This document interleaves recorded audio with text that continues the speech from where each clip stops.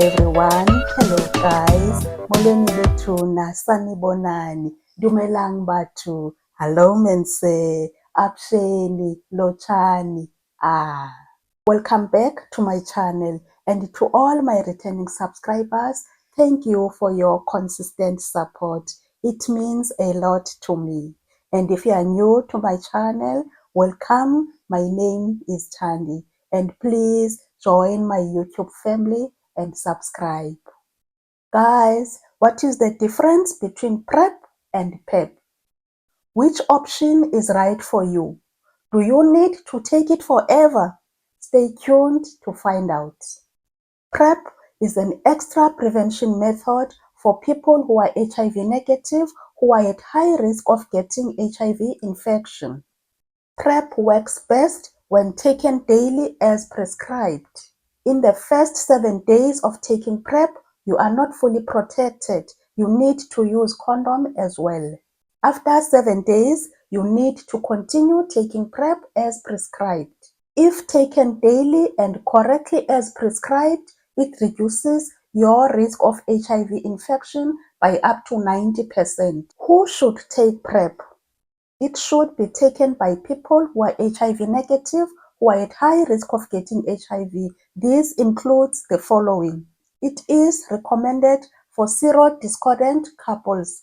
These are couples where one person is HIV negative and the other person is living with HIV, especially if the person living with HIV has a detectable viral load or is not virally suppressed. Secondly, it is recommended for sex workers. Thirdly, it is recommended for people with multiple sexual partners. It is also recommended for people who don't always practice safe sex, that is, not using condoms. It is recommended for men who have sex with men. It is also recommended for adolescent girls and young women. It is also recommended for people who are sharing needles and syringes and using other drug injection equipments. You can also use PrEP if you suspect that you might be at risk of getting infected with HIV. If you have a partner who's living with HIV and you are considering getting pregnant, talk to your doctor about using PrEP. It may be an option to protect you and your baby from HIV whilst trying to get pregnant, during pregnancy, or during breastfeeding. Before taking PrEP, you must first take an HIV test to make sure that you don't have HIV.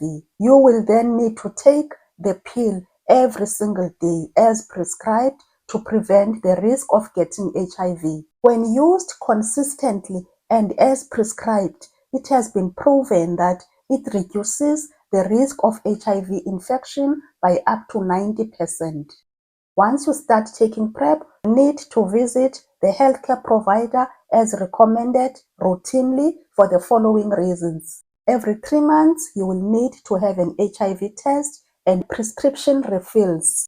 Once you start taking PrEP, you should take it as prescribed and not stop and start in between, as there might not be enough medicine in your bloodstream to block the virus. There are different options of PrEP which are available. There's a daily oral tablet which is taken once every day. This is Truvada. It is a combination of tenofovir and emtricitabine. Generic versions are also available. Truvada is for all people who are at risk of getting HIV through sex or through injection drug use. And then we've got Descovy, which is only for the sexually active men and transgender women who are at high risk of getting HIV. Descovy is not for people who are assigned female at birth. And then we have cabotegravir, which is an injectable form of PrEP, which is taken once every 2 months. This injectable PrEP is not widely available to the public, but it will be rolled out very soon. And then we have the dapivirine vaginal ring. This is only for women. And then we have a new one, which is not yet available to the public, which has not yet been approved by FDA, and that is the lenacapavir, which is an injectable PrEP taken once every 6 months. Is PrEP safe? It is very safe, as there are no significant health effects which have been seen from people who are HIV negative who have taken PrEP for up to 5 years. Some people might have these minor side effects: nausea, diarrhea, headache, fatigue, and stomach aches. However, these are not very serious and they go away over time. It's important that you talk to your healthcare provider if you have any of these symptoms which don't go away over time. If you think PrEP might be right for you, it is widely available in public clinics, so visit your nearest public clinic.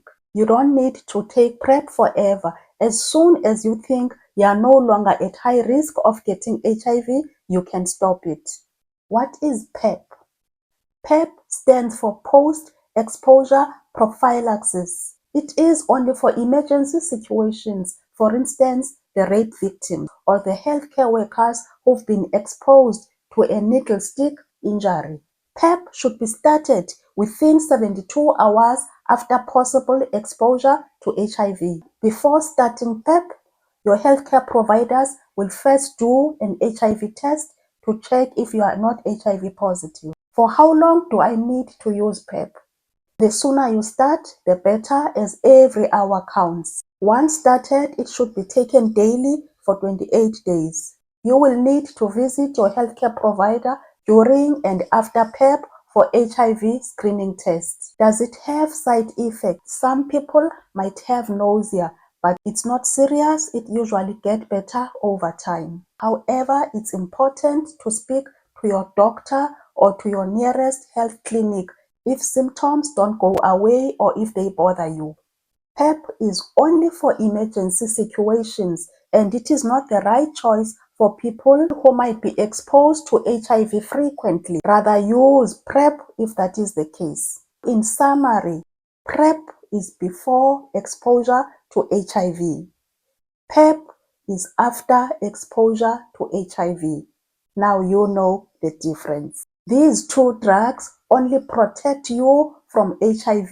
They don't protect you from pregnancy. They don't protect you from STIs. Kindly note, guys, that this video is only for educational purposes and not for medical advice. If you need a medical advice, kindly go to your nearest clinic or talk to your doctor. Thank you for watching. I hope you found today's video informative. And please don't forget to subscribe. Goodbye. Nisale kakuhle, lisale hantle, totsims, lisale gabotse.